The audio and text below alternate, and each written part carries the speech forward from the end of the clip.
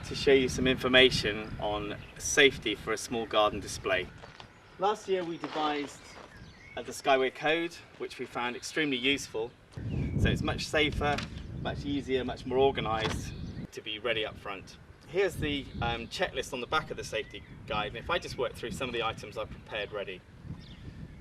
Mobile phone, not exactly essential for a garden display, but it always helps to have someone with a mobile phone handy just in case there is any problems. Very good idea to get a full 1 or 2 buckets of water always ready, which we've prepared here. If you can use a nice bright colour as well, that also helps. First aid box, always good to have one exactly where you know it on hand. Torch, obviously a very essential part of a firework display.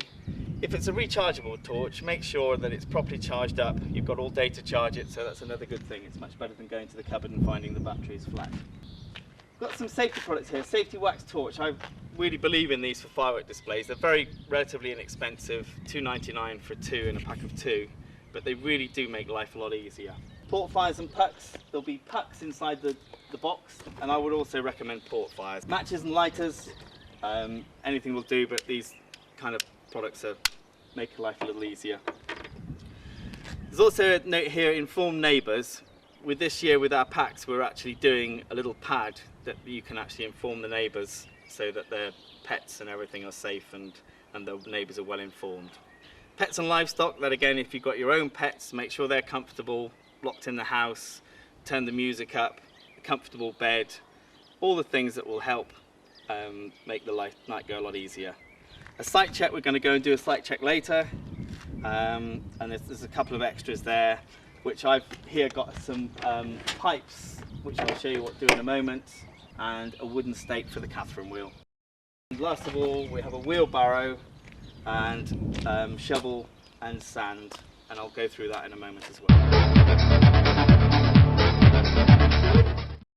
The reason for the wheelbarrow is that we're going to fill it full of sand, and it's going to be a very movable display for our fireworks, so we can push it anywhere in the lawn later on. At night time, before the display, we can cover it up so everything's safe. We can get everything ready beforehand in the light, and not only that, is when we come to let the fireworks off in a smaller garden display box, you're going to get a lot more kind of fountains and pretty fireworks. These are going to have further to fall, and so you're going to enhance the display.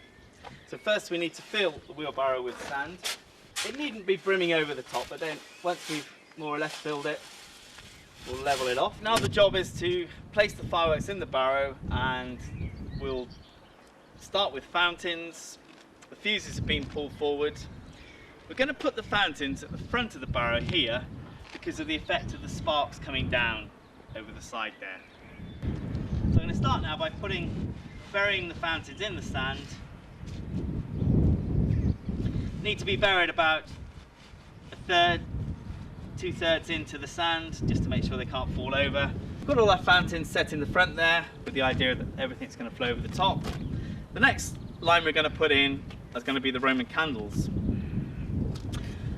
These should be buried 2/3 in the sand, so we're looking to use the middle of the barrow here. And we have another additional safety tip here, which is a piece of tube that we've cut off at 45 degrees, about the right length. So we're going to just bury those into the barrow here. Good 2/3 of this well. The firework is buried. Next range of fireworks, we'll keep these to the back of the barrow. These are going to be aerial again, and these are the barrages. I have another word called cakes. So these fireworks are going to put in a row at the back. Again, we have another good safety tip for these, and that again is using this tube.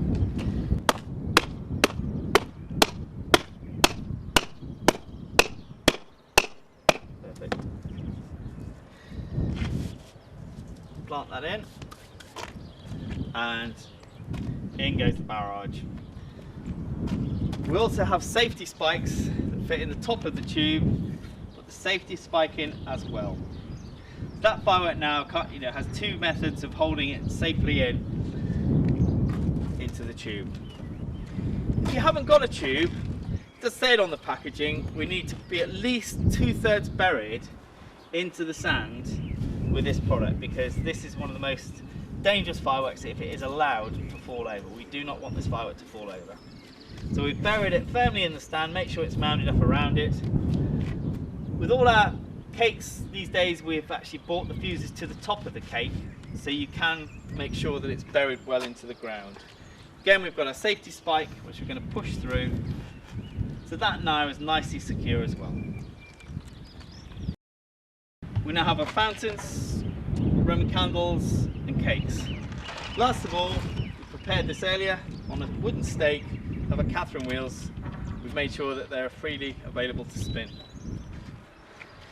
So one thing in putting this stake into the burrow, it can be put into the burrow or knocked into the ground, but obviously the burrow keeps it all together, makes it very easy. That can be put in the barn for tonight. Maybe just take the Catherine wheel out, put it flat and put a cover over the top. There's one piece left in the box, and this is what we call a puck. Now puck is a very long-lasting lighting stick, and it just literally, once you've lit it, it will glow gently for about an hour, and that will actually burn. What we suggest is if you take the puck and onto the end of a bamboo stick, you use some tape. Once we've lit the puck tonight, you'll be able to see that I'm well away from all the fireworks. So the audience will be stood that side of the burrow. I'm going to be stood at the back of the burrow, so I'm not in the way of the fireworks, and I've got plenty of room to step backwards from them. But as you can see now, when I go for my lighting order, I'm simply not over any firework at all. I can simply touch that firework and let it go. I'll probably alternate fountain, barrage, fountain, barrage, fountain, barrage, tin, Roman candle, fountain, Roman candle. So just to give it a nice variety, you can alternate through.